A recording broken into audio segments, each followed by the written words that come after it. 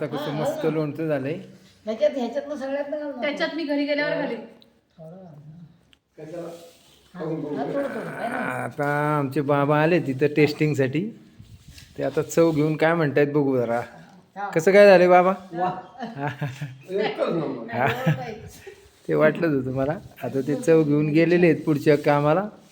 आई आता आमची लोणचं भरेल. धनश्री मीठ टाकते त्यात. टाकते. भरा आता भरणे भराई. असा अप्रतिम बेत झालेला आहे. आता काही 12 महिने खायची काळजी नाही लोणचीची. नॅचरल अशा पद्धतीचं लोणचं अप्रतिम. हे जोशींचं लोणचं आहे बरं का. हे कुठला मसाला न वापरता घरी केलेलं अप्रतिम उत्कृष्ट आमच्या आईच्या हातची चव त्या लोणच्याला. असं टकाटक काम झालेलं आहे आमचं. आणि आता हा ब्लॉग मस्त झाला आहे. सगळ्यांनी छान छान कमेंट करा आणि मला सांगा लोणचं कसं काय दिसतंय तुम्हाला. पाणी सुटलं आहे तुमच्या सगळ्यांच्या तोंडाला, पण आता काय पर्याय नाही मला.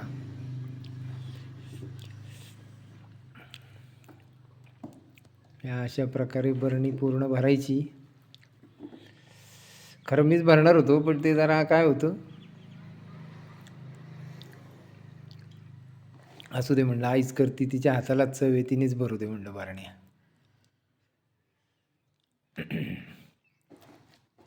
घे गं धनू ते. ते बसतात खाली नंतर.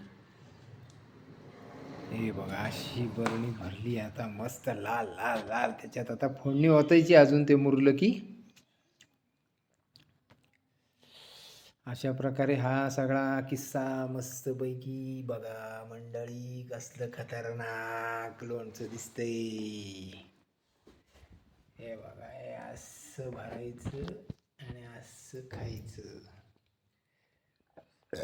धन्यवाद. Bye bye. मस्त राहा, तुस्त राहा.